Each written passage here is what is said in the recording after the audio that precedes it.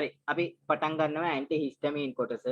එතකොට මේකෙදි නමේ විදිහටම තේරෙනවා ළමයි හිස්ටමින් වලට එරෙහිව ක්‍රියාත්මක වෙන ඖෂධ කොටසක් තමයි මේ ඇන්ටි හිස්ටමින් කියලා කියන්නේ. එතකොට හිස්ටමින් කියලා කියන එකට ඇන්ටි කෑල්ල වැටෙනම ප්‍රති කියන කෑල්ල එනවා. එතකොට ඔයගොල්ලන්ට තේරෙනවා හිස්ටමින් වලට විරුද්ධව තමයි මේක ක්‍රියා කරන්නේ. ඒ කියන්නේ හිස්ටමින් වල කාර්යය બ્લોක් කිරීම හෝ ඉන්හිබිට් කිරීම හෝ කාර්යය ස්ටොප් කිරීම තමයි මේකෙදි සිදුවෙන්නේ. ඒ කියන්නේ නතර කිරීම තමයි සිදුවෙන්නේ. එතකොට හිස්ටමින් කියන්නේ අපේ ඇඟේ අපේ බොඩි එකේ ප්‍රොඩියුස් කරන ස්මෝල් මොලිකියුල් එකක්. ඕනනම් නිකන් ලියා ගන්න අපි ලියන්නේ නැහැ නිකන් ලියා ගන්න. හිස්ටමින් is a small molecule produced in our body. ඕනනම් නිකන් අවශ්‍ය නැහැ. එතකොට සාමාන්‍යයෙන් මේ හිස්ටමින් හැදෙන්නේ ළමයි අපේ ඇඟේ තියෙනවා හිස්ටිඩීන් කියලා ඇමයිනෝ ඇසිඩ් එකක්. මේක ඩීකාබොක්සිලේස් වුණාම තමයි අපේ හැදෙන්නේ හිස්ටමින්. අන්න ඒක අපි දාගමු. මොකද හිස්ටිඩීන්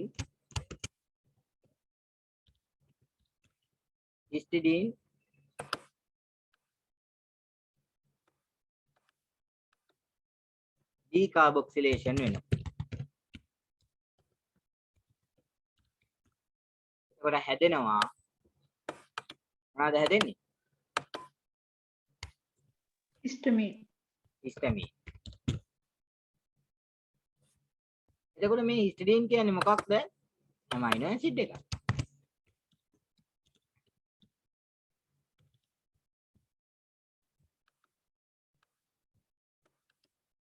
ඇසිඩ් එක.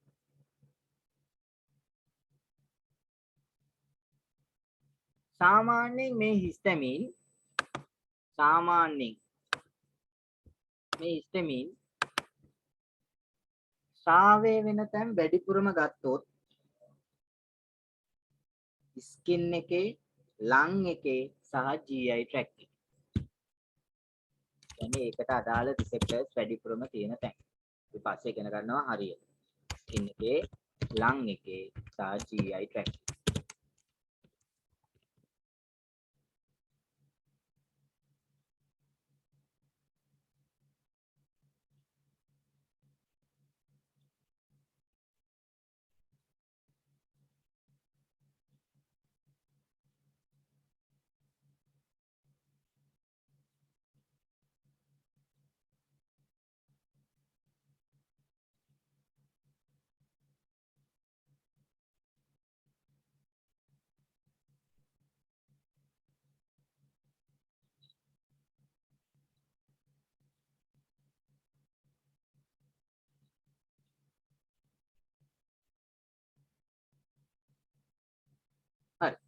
හරි.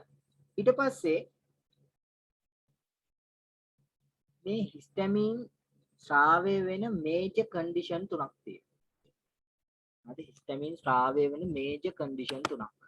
මම මේ ඊතල දානකොට ඊතලයට අදාළ නම ඔයගොල්ලෝ ලියා ගන්න. මේජර් කන්ඩිෂන් තුනක් තියෙනවා. පළවෙනි එක තමයි ඇලර්ජික් රියැක්ෂන් එක. ඇලර්ජික් රියැක්ෂන් එකදී ඔන්න හිස්ටමින් ශ්‍රාවය වෙනවා. මේජර් කන්ඩිෂන් තුනක්. දෙවෙනි එක තමයි ටිෂු ඉන්ජරි එකදී.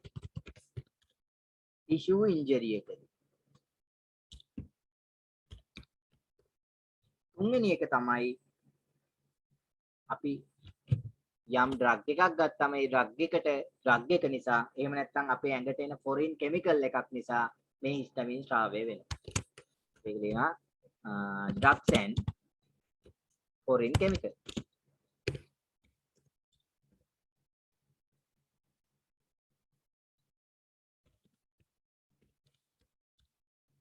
සමහර ඩ්‍රග්ස් නිසා මේ හිස්ටමින් ශ්‍රාවය වෙනවා. ඔන්න ඔය තමයි මේජර් කන්ඩිෂන් තුන. දැන් ටිෂු ඉන්ජරි එකදී ශ්‍රාවය වෙනවා. ඒ වගේම ඇලර්ජික් රියැක්ෂන් එකදී හිස්ටමින් ශ්‍රාවය වෙනවා. ඊට අමතරව ඩ්‍රග්ස් and foreign chemicals අපේ ඇඟට අපි ඩ්‍රග් එකක් ගත්තාම සමහර ඩ්‍රග්ස් නිසා හිස්ටමින් ශ්‍රාවය වෙන්න පටන් ගන්නවා. ඒවා ඉන්ඩියුස් වෙනවා. උදාහරණයක් වගේ වෙනම්ස් ඇන්ටිබයොටික් වල තියෙන සමහර බේසස් නිසා හිස්ටමින් ශ්‍රාවය වෙනවා. ඊට පස්සේ තව ඇල්කලොයිඩ්ස් වර්ග උදාහරණයක් මෝෆින් වගේ දේවල් ගත්තම හිස්ටමින් ශ්‍රාවය වෙන එක වැඩි වෙනවා. ඇල්කලොයිඩ්ස් වර්ග උදාහරණයක් මෝෆින්. එතකොට වෙනම් වර්ග ඊට පස්සේ ඇන්ටිබයොටික් වල සමහර බේසස් නිසා ඒ කියන්නේ කිමිකල් කම්පවුන්ඩ්ස් නිසා මේ හිස්ටමින් ශ්‍රාවය වෙන්න පටන් ගන්නවා. හරියට දාගන්න.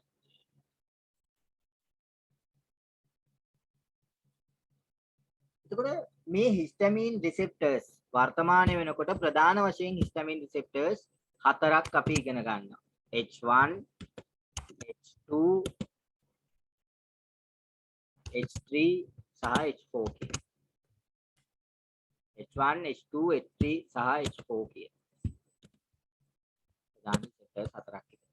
මේකෙන් ළමයි ක්ලිනිකලි තෙරපියුටිකලි අපි ටාගට් කරන්නේ ක්ලිනිකලි අපි යූස් කරන්නේ මේ H1 සහ H2 කියන රිසෙප්ටර්ස් දෙක පමණයි. එතකොට අපි ඩ්‍රග්ස් ફોકસ කරලා තියෙන්නේ ප්‍රධාන වශයෙන් H1 සහ H2 කියන රිසෙප්ටර්ස් දෙක. ඒ තමයි මේ ගන්න ඕනේ ඔළුවට.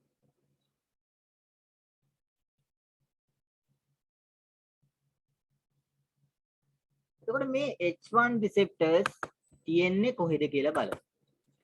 බලන්න. H1 receptors. H1 receptors තියෙනවා ඔයගොල්ලෝ ඇඳගන්න ලස්සන්ට vascular endothelial cell එකේ.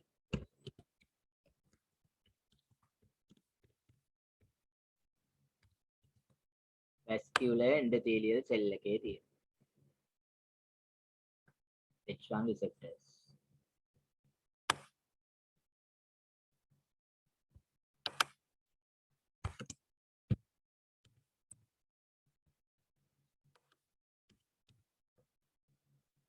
ඊට අමතරව smooth muscle cell වල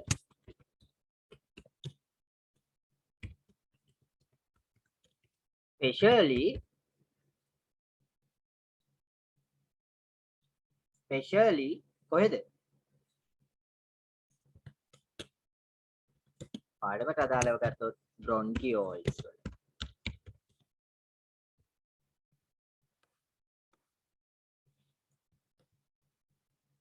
මේ ළමයි උගන්වන්නේ මොනවද මේ මොනවා තියෙන තැනද? H1 receptors තියෙන තැන. ඊට පස්සේ තියෙනවා ළමයි තව brain එකේ.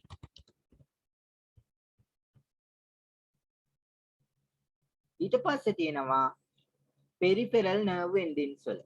මේ පිළිවෙලට දෙන්නේ හොඳේ.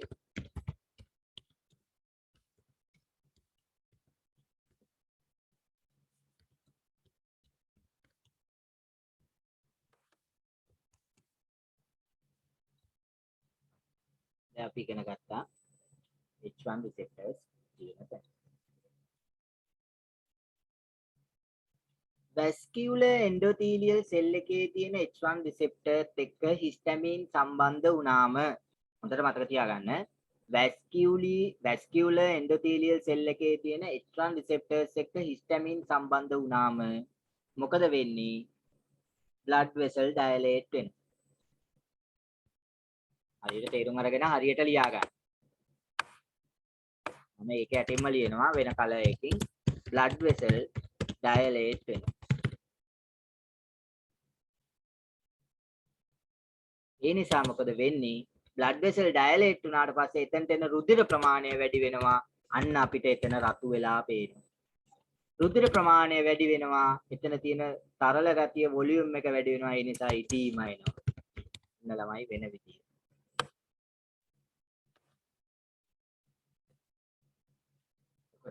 අපේ ඇඟේ යම්කිසි ක්‍රියාදාමයක් නිසා මොනවාද ඇලර්ජික් රියැක්ෂන් එකකදී ටිෂු ඉන්ජරි එකකදී සමහර ඩ්‍රග්ස් නිසා සමහර ෆොරින් කෙමිකල්ස් නිසා හිස්ටමින් ස්‍රාවය වෙනවා.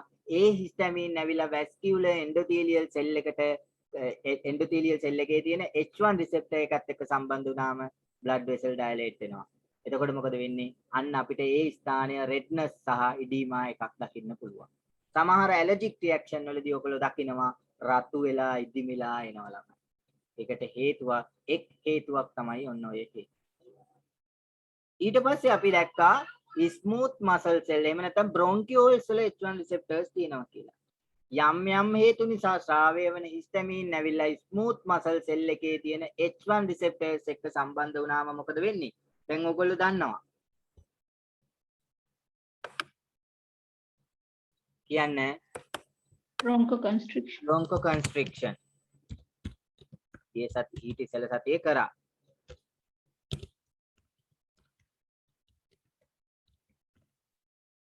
මතකයි නේද ඊට ඉස්සෙල්ල සතියේ අපි ඉගෙන ගත්ත බ්‍රොන්කෝ කන්ස්ට්‍රික්ෂන් වෙනකොට මේ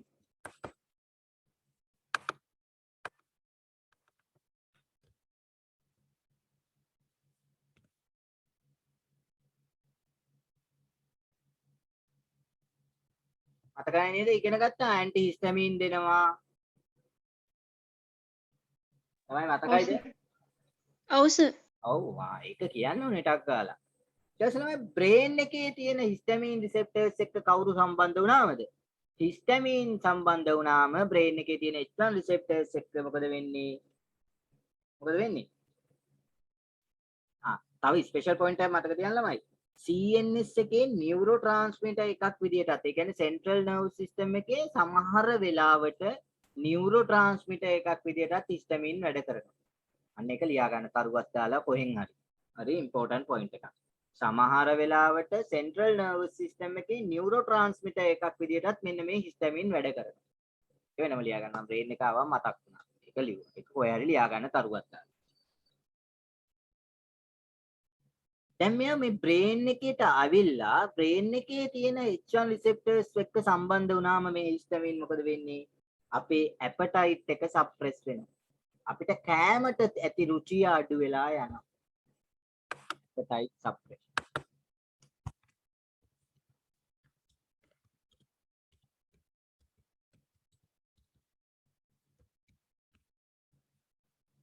ඒ වගේම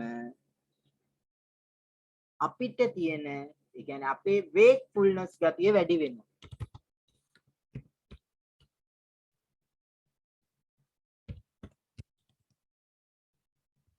ඒ කියන්නේ අවදි වෙයි වේක්ෆුල්නස් කියලා කියන්නේ ළමයි අවදි වෙලා ඉන්නේ නිින්ද යන්නේ නැහැ. ඒ කියන්නේ ඉන්සොම්නියා වගේ එනවා. නිින්ද යන්නේ නැහැ. රැට නිින්ද යන්නේ නැහැ.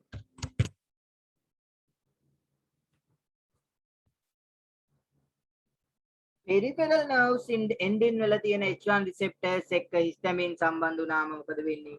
අන්න අපිට එනවා pain එක හට ගන්න. ඊට අමතරව itching sensation එනවා. මම ලස්සන්ට වැඩේ කියලා දුන්නා වෙන විදිහේ.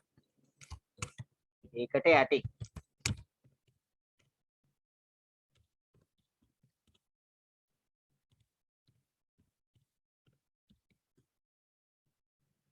ටග්ගාල එක්කෙනෙක් කියන්නේ මොනවාද මේවා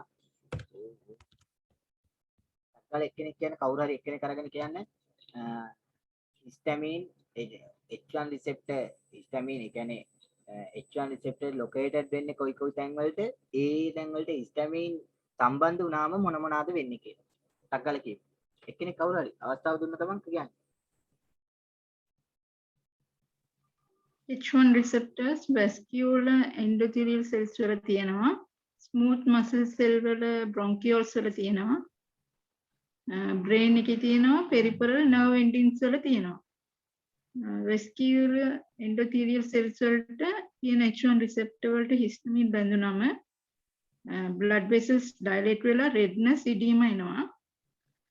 smooth muscle cells වල තියෙන H1 receptors තියෙන bronchioles වලට H1 receptor වලට histamine බැඳුනම bronchoconstriction වෙනවා. brain වල තියෙන H1 receptors සමග histamine බැඳුනම appetite suppression එකකුයි wakefulness වෙනවා. peripheral nerve endings වල තියෙන H1 receptors වලට histamine බැඳුනම pain and itching sensation එනවා. හරි. එතකොට ළමයි ඊට පස්සේ අපි ඉගෙන ගත්ත receptors වර්ගය තමයි අපි clinically use කරන H2 receptors. දැන් අපි බලමු H2 receptors කොහෙද තියෙන්නේ කියලා. දැන් ඔයගොල්ලෝ මේ වෙනකොටත් අපි ඉගෙනගෙන තියෙනවා H2 receptors ගැන. ඒ නිසා අමුතුවෙන් මේක කියලා දෙන්න දෙයක් නැහැ. නමුත් මේ පාඩමේ antihistamine නිසා මම H2 කොටසත් මෙතනදී නැවත කරනවා. පොඩක් වේගයෙන් කරනවා H2 කොටස. මොකද කලින් කියලා තියෙන නිසා. මේවා ළමයි වැඩිපුරම තියෙන්නේ gastric parietal cell වල.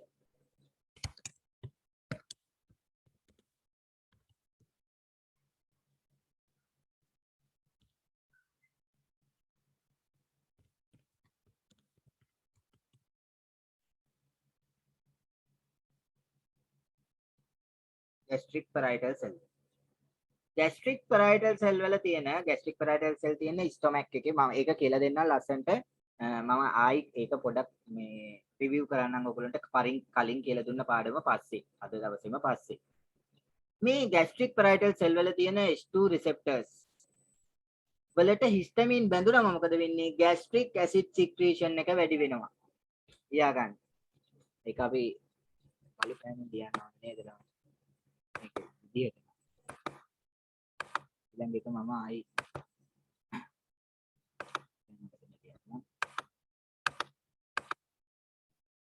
එනිසා මොකද වෙන්නේ gastric acid secretion එක වැඩි වෙනවා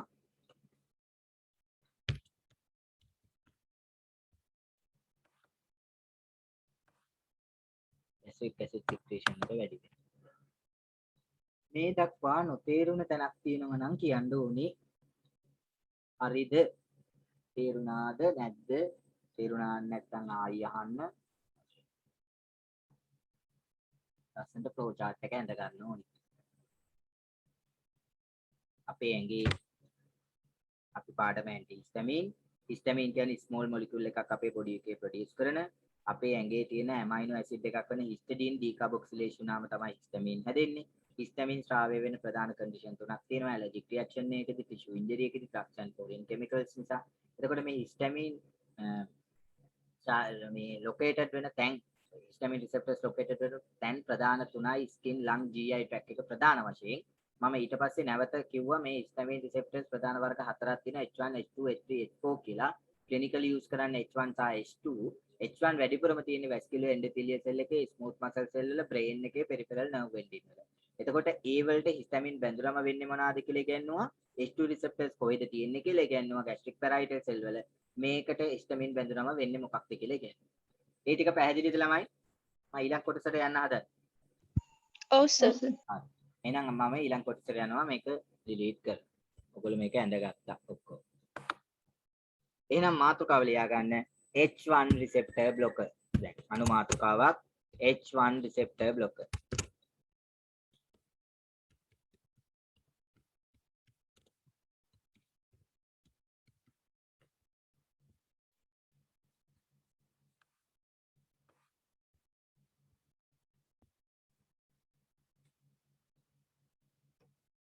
මේ වලටම තමයි ළමයි අපි කියන්නේ ඇන්ටිහිස්ටමින් කියලා. ගොඩාක් වෙලාවට කොමන්ලි අපි ඇන්ටිහිස්ටමින් කියලා කියන්නේ මෙන්න මේ වල.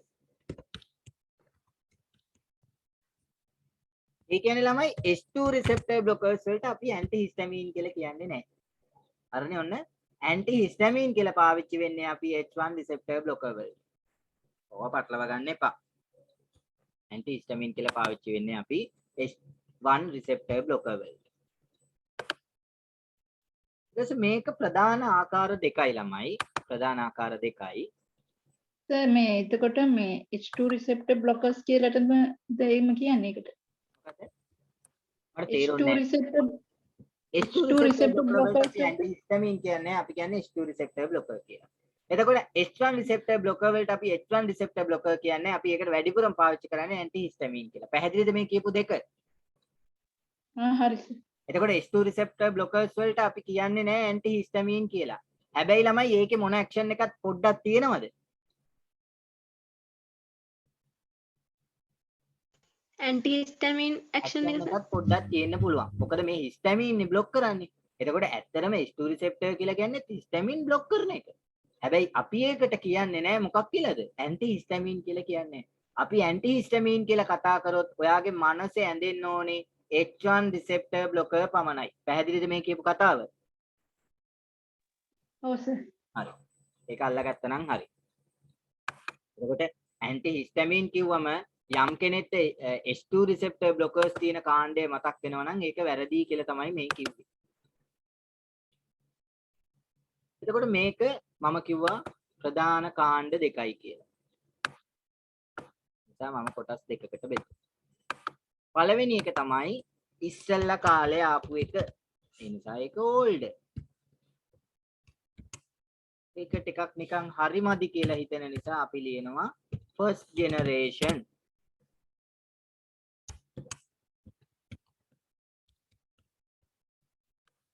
first generation. ඊළඟට අලුත් සෙට් එක නිව්ලි ආපු අය. මේගොල්ලන්ට කියනවා අපි ඉතින් second generation කියලා. දෙවෙනි පරම්පරාව.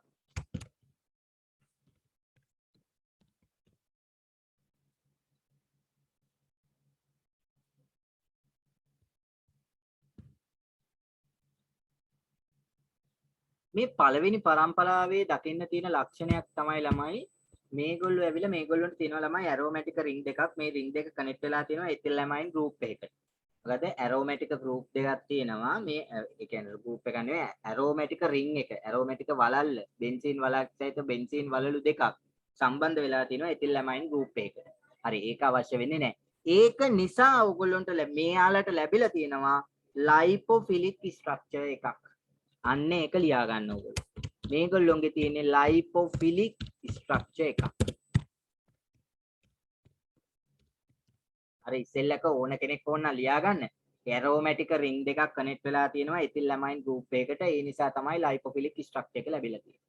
ඒක ඕනේ නෑ මම කිව්වේ අර නික තේරුම් ගන්න කිව්වේ මෙයාලගේ තියෙන්නේ ලයිපෝෆිලික් ස්ට්‍රක්චර් එකක්. ලයිපෝෆිලික් ස්ට්‍රක්චර් එකක් තියෙන නිසා ලිපිඩ වලට කැමති මෙයා ලිපිඩ ආදේශ කරගන්න ෆිලික් ආකලනය කරගන්න එකතු කරගන්න කැමති ලිපිඩ වලට හරි කැමති නිසා ඒ කියන්නේ ලිපිඩ හරහා මෙයාට ගමන් කරන්න හැකි නිසා මෙයාට ක්‍රොස් කරන්න පුළුවන් blood brain barrier එක can cross BBB blood brain barrier එක ක්‍රොස් කරන්න පුළුවන් blood brain barrier කියලා කියන්නේ brain එකයි blood එකයි අතර තියෙන barrier එක. මේ barrier එක cross කරන්න පුළුවන් කියන්නේ ළමයි මෙයාට යන්න පුළුවන් කොතනටද? brain එකට. brain එකට යා ගන්න පුළුවන් කියන්නේ ළමයි මෙයා ඇති කරනවා sedation එක. මොකද ඇති කරන්නේ කියලා පස්සේ බලන්න. මේ එනගන්න. sedation එක ඇති brain එකට යන නිසා අපේ cognitive function වල සමහර ක්‍රියාකාරීත්වයන් අඩපණ කරනවා.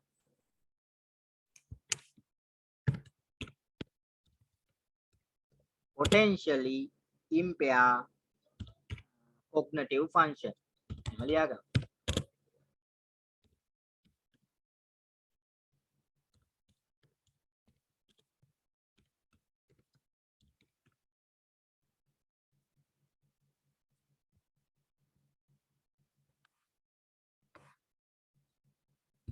මේ ඔක්කොටම හේතු වෙන්නේ ළමයි මේ blood brain barrier එක පහු කරලා brain එකට යනවා කියන්නේ.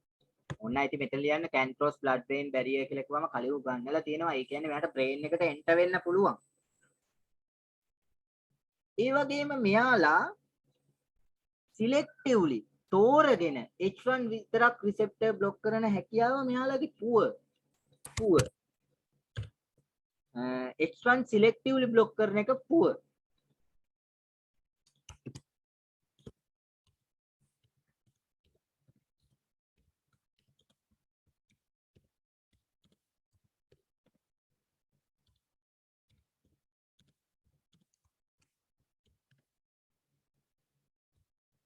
එතකොට මෙයා H1 විතරක්ම සිලෙක්ටිව්ලි හොයාගෙන ගිහිල්ලා બ્લોක් කරන්නේ නැහැ කියන එකේ තේරුම ළමයි මෙයා තව අය ගාවට රිංගනවා කියන එක.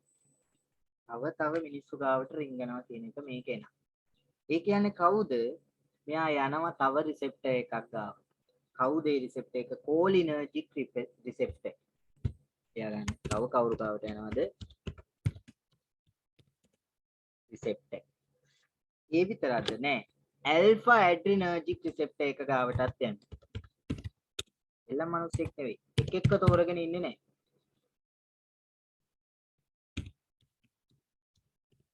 එතනින් නවතිනවද? නැහැ. මෙයා යනවා serotonin receptor එක ගාවට. දැන් තේරෙන අපි ඇව්වා මිනිස්සෙක්ව H1 ගාවට විතරක් යන්න. හැබැයි යා H1 විතරක් තෝරගෙන යනවට මදිවට මෙයා එයාගේ ඇක්ෂන් එක පුව නිසා මෙයා යනවා කෝලිනර්ජික් ගාවට යනවා ඇල්ෆා ඇඩ්‍රිනර්ජික් ගාවට යනවා සෙරොටොනින් කියන රිසෙප්ටර්ස් තුන් දෙනා ගාවටත් යනවා. එතකොට එහෙනම් මේ H1 රිසෙප්ටර් බ්ලොකර් එකට බ්ලොක් කරන්න පුළුවන් රිසෙප්ටර්ස් හතරක්. H1 රිසෙප්ටර් එක බ්ලොක් කරන්න පුළුවන් කෝලිනර්ජික් රිසෙප්ටර් එක බ්ලොක් කරන්න පුළුවන් ඇල්ෆා ඇඩ්‍රිනර්ජික් රිසෙප්ටර් එක සහ සෙරොටොනින් කියන රිසෙප්ටර්ස් හතර බ්ලොක් කරගන්න පුළුවන්. අපේ මේන් ඇක්ෂන් එක අපි බලාපොරොත්තු වෙන්නේ මොන රිසෙප්ටර් එක හරහාද ළමයි? H1 receptor. ඒ නිසා අපි එතනින් ලැබෙන ඇක්ෂන් එකට අපි කියනවා තෙරපියුටික් ඇක්ෂන් එක කියලා. එතකොට අපිට අවශ්‍ය නැති රිසෙප්ටර්ස් තුන බ්ලොක් වීම නිසා ඇතිවන ඉෆෙක්ට්ස් වලට අපි කියනවා මොකක් කියලාද? Adverse effect. ඇඩ්වර්ස් ඉෆෙක්ට්. එහෙම නැත්නම් සයිඩ් ඉෆෙක්ට්ස් කියලා. එතන සයිඩ් ඉෆෙක්ට්ස්. මේ තුන බ්ලොක් කරපු නිසා අපිට ඇති වෙන්නේ ළමයි සයිඩ් ඉෆෙක්ට්. Side effect. මොනවාද? කෝලිනර්ජික් රිසෙප්ටර් එක බ්ලොක් කරාම එන සයිඩ් ඉෆෙක්ට් මොනවාද? කියමු. Dry mouth. Very good, very good. තව Blurred vision. blurred vision. තව Urine retention. urinary retention එන්න පුළුවන්. සමහරවිට urinary retention මදිවට මේ බ්ලොක් වෙන්නත් පුළුවන්. ඕ බ්ලොක්.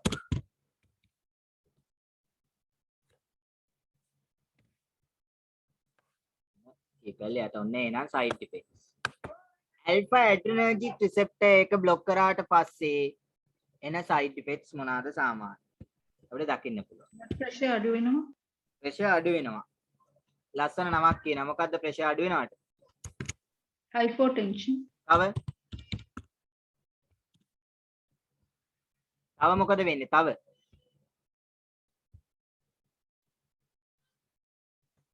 ටැකිකාඩියා එන්න පුළුවන්.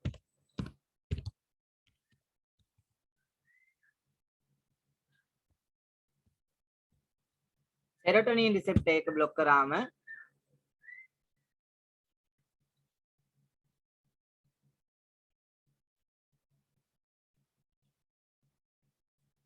මොකද වෙන්නේ? ඇපටයිට් එක වැඩි වෙන්න පුළුවන්. මේවා කියන්න ඕනේ මේවා කරලා තියෙන්නේ ළමයි. සෙරොටොනින් අපි කරා. ඇපටයිට් එක වැඩි වෙනවා. ඔන්න සයිඩ් ඉෆෙක්ට් එන. H1 receptor blockers වල සයිඩ් ඉෆෙක්ට්. dry mouth එන්න පුළුවන්, blurred vision, urinary retention, hypotension, tachycardia, appetite එක වැඩි වෙන්න ඒවා වෙන්න පුළුවන්.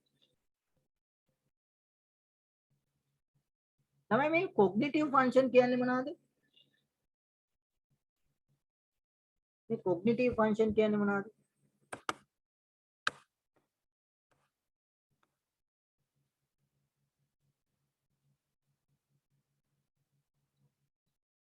කවුරුවත් මගෙන් ඇහුවේ නැහැ මොනවද මේ cognitive function කියන්නේ කියලා.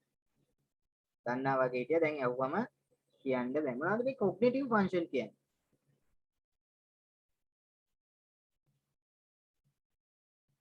උදාහරණ තමයි ළමයි cognitive function කියන එකට. මොනවද? So CNS එකේ සිදුවන action දෙස. අපේ ළමයි ඉගෙන ගන්න දේ පාඩම් කරන එක, හිතන එක. එතකොට යම් දෙයකට හේතු දක්වන එක. අපේ තව ප්‍රශ්න විසඳන, ගැටලු විසඳීමට අපේ එතකොට තීරණ ගැනීම. අන්න ඒ වගේ දේවල් වලට තමයි උදාහරණ අපි cognitive function කියලා කියන්නේ. එතකොට මේවා ගත්තම මෙයා blood brain barrier එක පහු කරන නිසා sedation එනවා.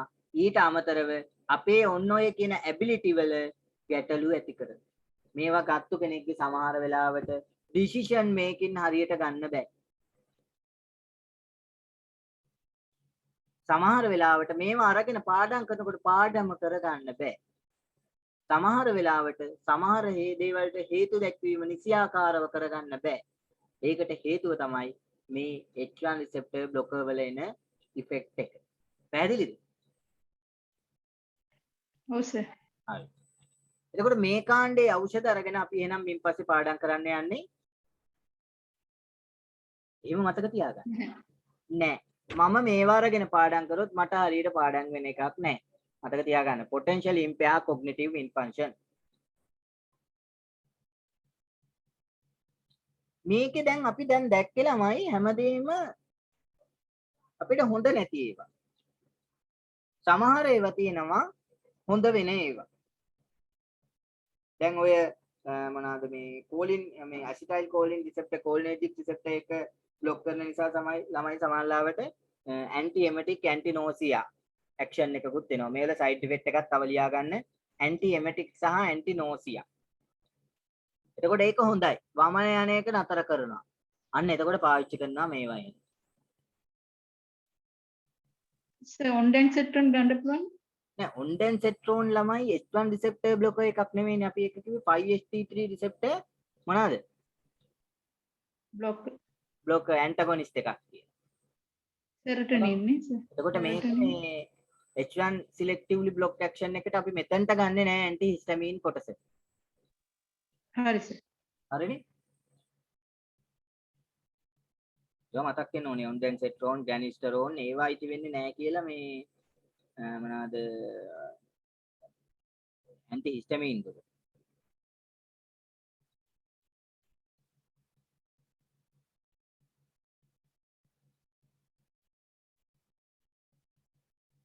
දැන් 5HT3 receptors වලට අපි තව නමක් කිව්වා ළමයි මොකක්ද? serotonin. serotonin. අන්න දැක්කද? මෙයා ගිහිල්ලා එතකොට histamine receptor එක නෙමෙයි block කරලා තියෙන්නේ මොකද්ද? serotonin. serotonin receptor එක block කරන නිසා අන්න එනවා මොකක්ද?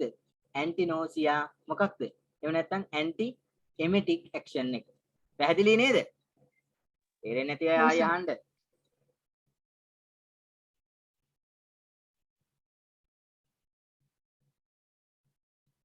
මොකක්ද සර් පොඩ්ඩක් එක ඇහුන්නේ සිග්නල් නැති වුණා. හරි ඉන්නවා කිය. තමයි අපේ අපි වමනයට ඒ කියන්නේ ඇන්ටි එමෙටික් විදියට පාවිච්චි කරන වමන අනේක වළක්වා ගැනීම සඳහා ඖෂධ කාණ්ඩයක් 5HT3 receptor antagonist කියලා 5HT3 කියන එකේ දිග නම තමයි 5 hydroxytryptamine කියන එක. හරිද 5HT3 receptors antagonist කියන. එතකොට 5HT3 receptor එක બ્લોක් කරාට පස්සේ ළමයි අපිට වමන අනේක අඩු කරගන්න පුළුවන්. වමන අනේක නවත්තලා දාගන්න පුළුවන්. පැහැදිලිද ඒක? ඔව් සර්. එතකොට මේ 5HT3 receptor කියන එක બ્લોක් කරාම වමන යන එක නවත්තන්න පුළුවන් කියලා දැන් ඉගෙන ගත්තා. මේ 5HT3 receptors හරිද? වලට කියන තව නමක් තමයි serotonin. එහෙනම් serotonin receptors બ્લોක් වුණාම මොනා යන්නේ නැද්ද? වමනේ. වමන යන්නේ H1 receptors දෙන මේ antihistamine H1 receptor විතරක් නෙමෙයි තව කාව બ્લોක් කරනවද?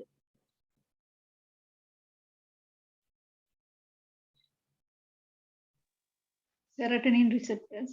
બ્લોක් කර. අන්න එහෙනම් අපිට ලැබෙනවා side effect එකක් විදියට මොකක්ද? anti nausea සහ anti emetic. පැහැදිලිද සිතුමිනි? ඔව් සර්. හරි. ඒක side effect එකක් වුණාට අපිට මොකක්ද? හොඳද නරකද?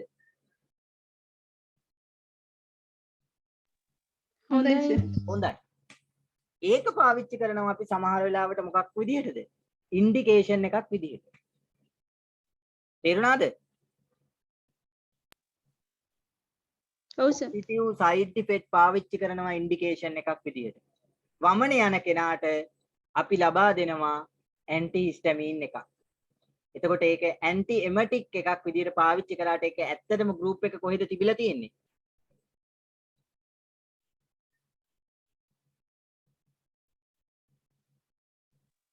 antihistamine antihistamine වල. මෙන්න මේකයි දැන් මම ඉගෙන ගන්න ඕනි. positive side effect සහ negative side effect තියෙනවා. සමහර side effect අපිට හොඳයි. ඒ නිසා ඒ side effect එක indication එකක් විදියට භාවිතා කරනවා. සමහර side effect නරකයි. ඒවා අපි adverse effect කියලා කියනවා. තේරුණාද? ඔව් සර්. හරිනේ? හරි. දැන් බලන්න ළමයි. ඔන්න serotonin receptor block කරාම එකක් appetite level එක වැඩි වෙනවා. තව එකක් ඉගෙන ගත්තා මොකද්ද? anti nausea සහ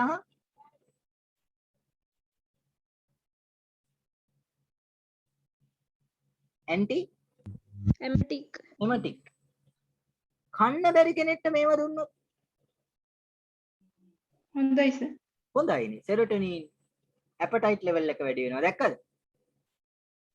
ඔව් සර්. හැබැයි ඒත් එක්කම මොනා එන්න පුළුවන්ද? sedation එන්න පුළුවන්. cognitive function වල ඇයි මේ මෙයාගේ ක්‍රියාකාරීත්වය වෙනවනේ අනිත් තැන් තුනේ. පැහැදිලි නේද මේ කියන කතාව? ඔව් සර්. හරි.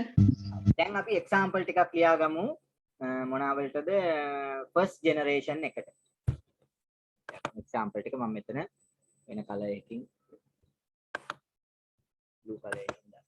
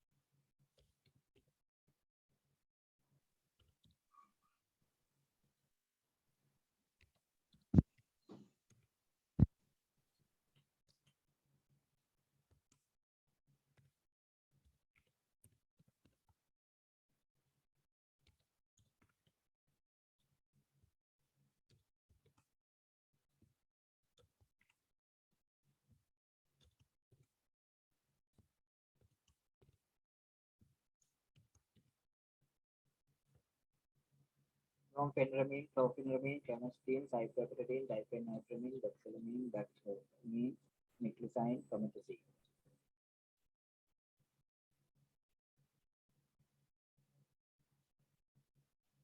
මේවා ඔක්කොම ළමයි allergic symptom එක relieve කරනවා. allergy එකෙන් එන allergy symptoms allergic එකක් නිසා ඇතිවන ලක්ෂණ ටික relieve කරනවා. මේ හැම එකටම ඒක කරන්න පුළුවන්.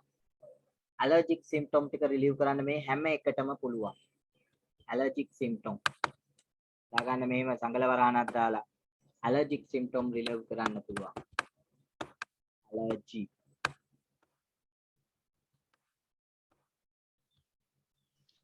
සර් මේ ඩ්‍රග්ස් ඔක්කොම ෆාමසි තියෙන ඒවාද? අපි කතා කරමු. හරි.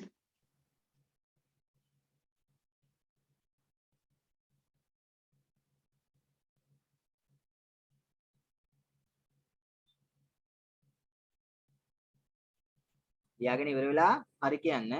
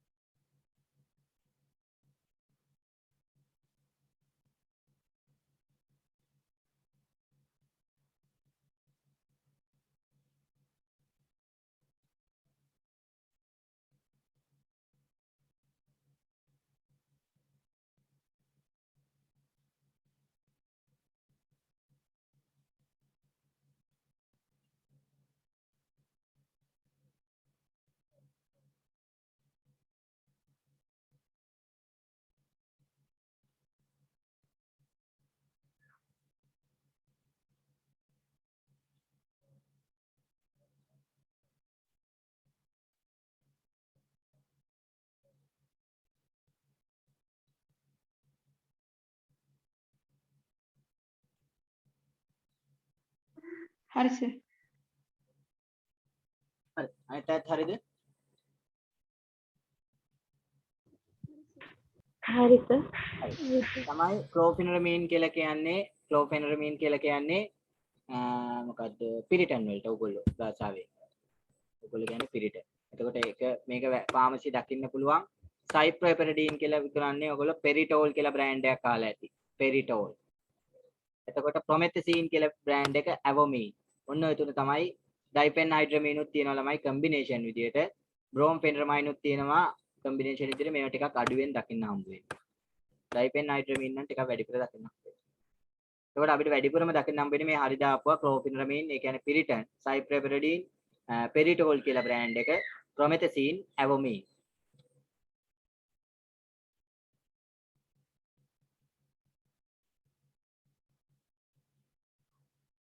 ඕනේව ලියා ගන්න ටක් ගාලා මාත වෙලා ගන්න දෙනවා වැඩි.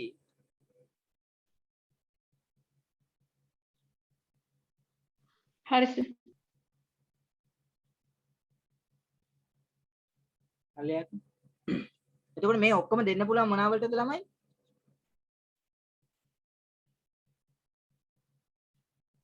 ඇලර්ජි වලට ඇලර්ජි වලට දෙන්න පුළුවන්. එතකොට මෙතනින් ඩයට් මෙන්න මේ දෙක. මේ දෙක.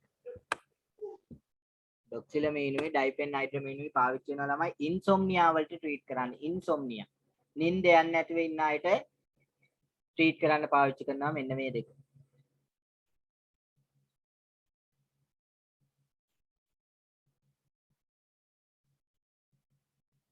ඔය සිරප් එකක් තියෙනවා ප්‍රධාන වශයෙන්ම ඔය හයිඩ්‍රලින් කියලා. ඒකේ එනවා ළමයි ඩයිපෙන්හයිඩ්‍රමීන්. එකක් විතරක් නෙමෙයි ඒකේ තියෙනවා ඇමයිනොෆිලින් ඩයිපෙන්හයිඩ්‍රමීන් මතකයට ඇමෝනියම් ක්ලෝරයිඩ්. මොනවාද සර් නම එකේ? හයිඩ්‍රලින් බ්‍රෑන්ඩ් එකක් තියෙනවා. ඒ විතරක් නෙමෙයි ඔය ඩයිපෙන්හයිඩ්‍රමීන් ගොඩාක් ඒවල එන කම්බිනේෂන් විදිහට සිරප් වල හරි සර්.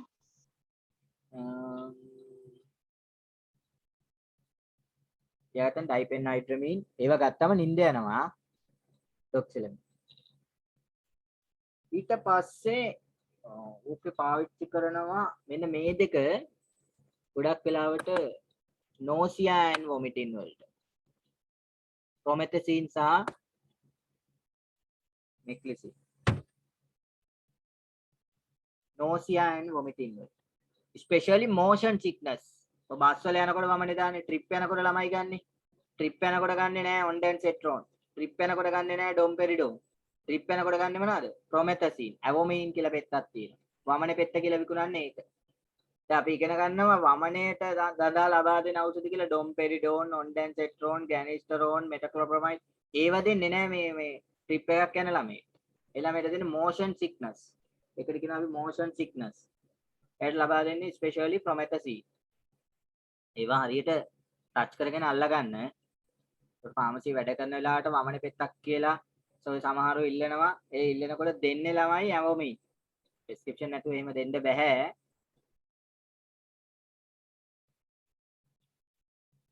ඇවොමීන්. ඒ කියන්නේ ප්‍රොමෙතසින්. මේකටත් ළමයි නිින්ද යනවා. ටිකක්. ප්‍රොමෙතසින් වලටත් නිින්ද යනවා. සමහරව නිදා ගන්න නිින්ද යන්නේ නැති වුණාමත් ප්‍රොමෙතසින් පෙත්තක් ගහලා නිදා ගන්න. එහෙම අයත් ඉන්නවා. නිින්ද යනවා. ඊපස්සේ ළමයි මේ සයිප්‍රොපෙරඩීන් මේක වැඩිපුරම තියෙන්නේ ඇන්ටි හිස්ටමින් එකක් වුණාට ගොඩක් කට්ටිය දන්නේ නැහැ. මේක ඔය පෙරිටෝල් කියන බ්‍රෑන්ඩ් එක. ඒක ගොඩක් අය දන්නවා කෑම රුචිය වැඩි වෙන්න. සමහරු කියනවා මට මහත් වෙන්න ඕනේ මට කන්න බෑ කන්න ඕනේ ආච්චිට කන්න බෑ දොස්තර ගාවට ගිහලා කියනවා වයසක අයට කන්න බෑ මේමයි කියලා. එතකොට දෙනවා සයිප්‍රොපෙරඩීන් පෙරිටෝල් එක. ෆාමසියට ගිහලා සමාල්ලාවට ගිහිල්ලා කියනවා කට්ටිය මේවා ඇත්තට එතිකල් දේවල් නෙමෙයි මට කන්න බෑ මහත් වෙන්න ඕනේ කියලා කිව්වම දීලා අරිනවා කන්න පුළුවන් වෙන්න කියලා සයිප්‍රොපෙරඩීන්. දැන් ඔයගොල්ලන්ට තේරෙනවා ඇන්ටි හිස්ටමින් කුලකේ වුණාට සයිප්‍රොපෙරඩීන් වැඩිපුර පාවිච්චි කරන සයිප්‍රොපෙරඩීන් වල සයිඩ් ඉෆෙක්ට් එකක් තමයි ළමයි සෙරොටොනින් රිසෙප්ටර් උත්තේජනය වෙලා මේ બ્લોක් වෙලා ඇපටයිට් එක වැඩි වෙන එක.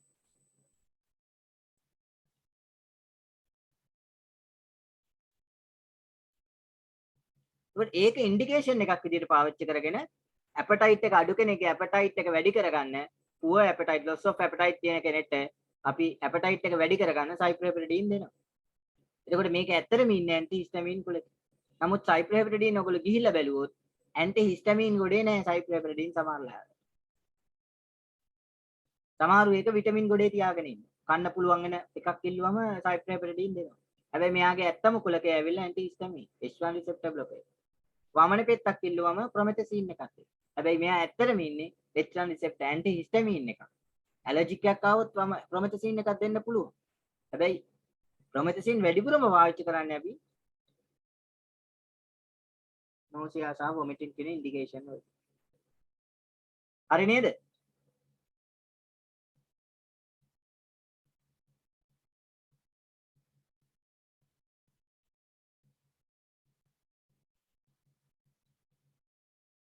හරිද? Sir, bromperimide use කරන්නේ මොකටද? ඒවත් පාවිච්චි කරන ඇලර්ජික් රියැක්ෂන් වලට. ක්ලෝපිනරමයින්. එතකොට ඇලර්ජික් රයිනයිටිස් වලට, ඒ කියන්නේ ඔය නායෙන් සොටු ගලනවා, නායෙන් දියර ගලනවා, අන්න ඒ වගේ අවස්ථාවලදීත් පාවිච්චි කරනවා.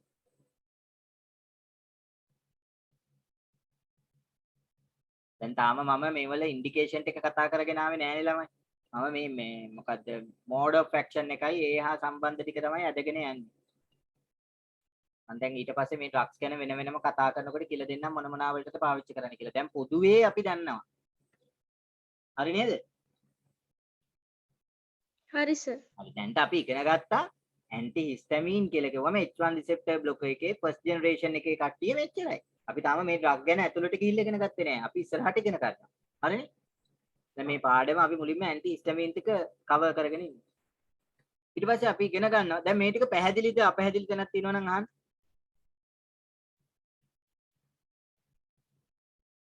මං කරමු.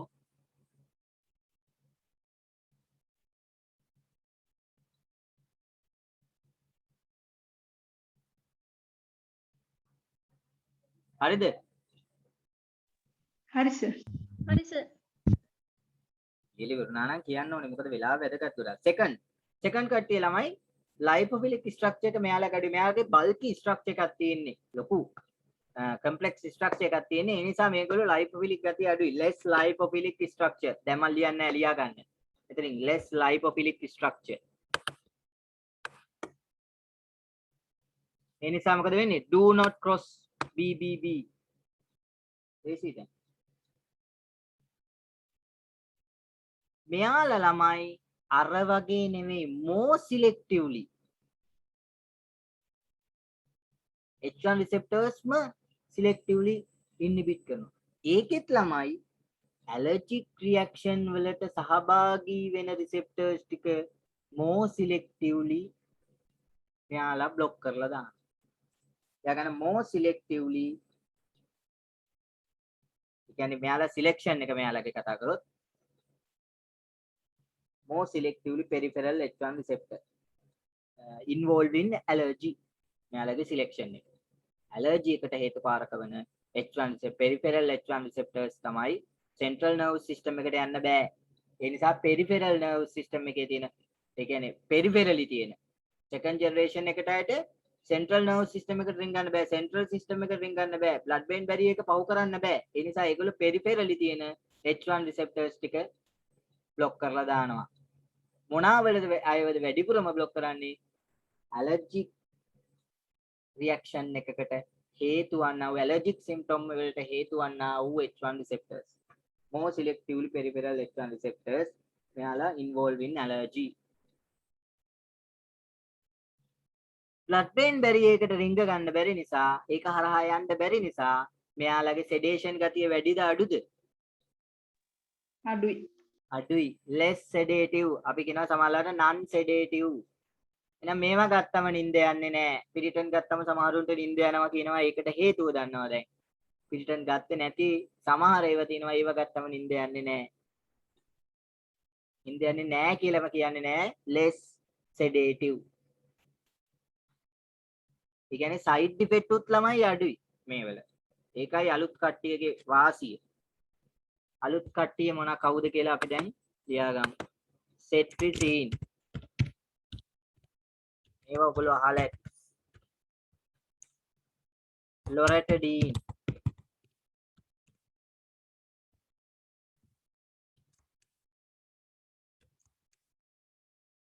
cetirizine ඇඟ ඇතුළට ගිහිල්ලා මොනවා හැදෙනවද? levocetirizine. එනිසා එහෙම බේතකුත් තියෙනවා එලි. ඇඟ ඇතුළට ගිහිල්ලා හැදෙන එක ඇක්ෂන් එක වැඩි කරලා. loratadine ඇඟ ඇතුළට ගිහිල්ලා disloratadine බවට පත් වෙන. ඒ නිසා disloratadine උත් අපි එළියෙන් හදාගෙන තියෙනවා. prodrug ගැන උගන්වලා ඇති මේවා ගැන. prodrug ගැන ඇති. active drug එකයි prodrug එක. තේරුම් නැති වුණොත් කාට හරි අහන්න ඕන. අත්තර කියලා දෙන්න. තව fexofenadine බහුලව භාවිතා කරනවා අද වෙනකොට fexofenadine.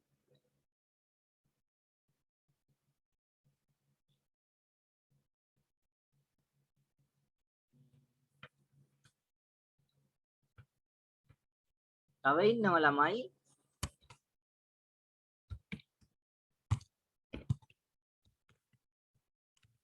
loratadine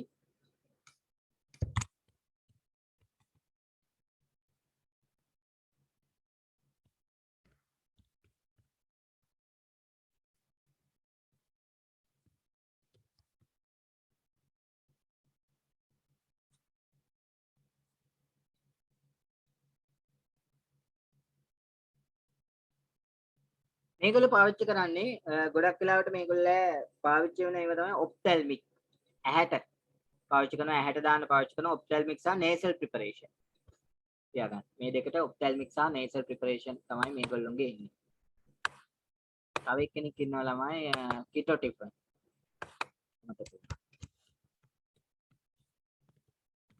ketotifen. එයත් second generation එකේ ඉන්න antihistamine එකක්. සමහර පොත්වල සමහර ලාවට කියනවා මේක first generation කියලා නෑ මෙයා second generation එකේ ඉන්න කෙනෙක් ketotifen. ඒක මොනවද දාන්නේ ketotifen? ඒකත් second generation antihistamine එකක්. ophthalmic දස? නෑ ophthalmic තින්නේ olopatadine උයි acylestine. ketotifen උත් එනවා මේ ophthalmic මේ dosage form එකක් tablet උත් තියෙනවා syrup උත් තියෙනවා 1 mg වෙන්නේ astifen කියලා තියෙන. හරි සර්. ඔය ketotifen වල තියෙනවා ketotifen ඔය olopatadine වල තියෙනවා mast cell stabilizing action එකක්. අපි පස්සේ ඉගෙන ගන්න drug එකක් mast cell stabilizer කියලා. ඒ antihistamine action එකට අමතරව mast cell stabilizer.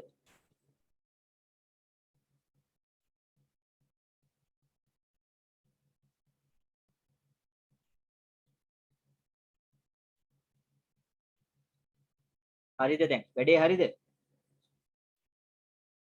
හරි සර්. ළමයි හැමෝටම දැන් තේරෙනවද? antihistamine action. Sir okay. ketotifen මේ ophthalmic විදිහට යූස් කරනවා කියලාද කිව්වේ? ophthalmic විදිහටත් යූස් කරනවා, ටැබ්ලට් විදිහට බොන්නත් පාවිච්චි කරනවා, සිරප් විදිහටත් තියෙනවා. ලංකාවේ නැතුව පිටරට වෙනකොට අද වෙනකොට ketotifen බහුලව භාවිතා කරන්නේ ophthalmic preparation වලට orally use කරන එක ටිකක් නතර කරලා තියෙනවා. නමුත් ලංකාවේ orally use කරනවා, සිරප් තියෙනවා, ophthalmic preparation උත් තියෙනවා.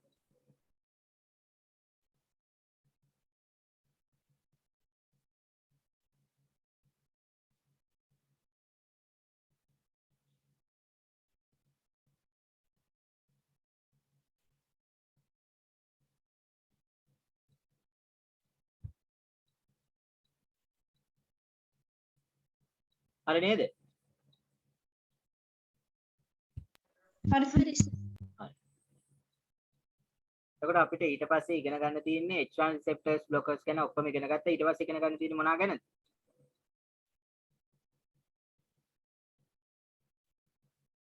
H2 receptor H2 receptor blocker ගැන. H2 receptor blocker කොහෙද තිබුණේ? GIT track. එහෙනම් GIT track එකේ. ඒකෙන් මොකද කරන්නේ? ඇසිඩ් සික්‍රේෂන් එක වැඩි කරනවා. ඇසිඩ් සික්‍රීෂන් එක වැඩි කරනවා. එතකොට H2 රිසෙප්ටර් බ්ලොකර් දුන්නම ඇසිඩ් සික්‍රීෂන් එක මොනවද වෙන්නේ? අඩු වෙනවා. අඩු වෙනවා. එතකොට මේක ඉගෙන ගන්න තියෙන පාඩම කොහේද? ගෑස්ට්‍රෝ ඉන්ටෙස්ටිනල් ට්‍රැක් එකේ. පැහැදිලිද? ඔව් සර්. ඔව් සර්. හැබැයි දැන් මම මෙතනදී ආයෙ පොඩ්ඩක් මතක් කරන්නම්. එතකොට දැන් තේරෙනවද A වලට ඇන්ටිහිස්ටමින් කියන්නේ නැහැ. හැබැයි බ්ලොක් කරන්නේ හිස්ටමින් 2 රිසෙප්ටර් එක. හරිනේ? හරි. අපි ඒකයි ඒ පාඩමට යමු.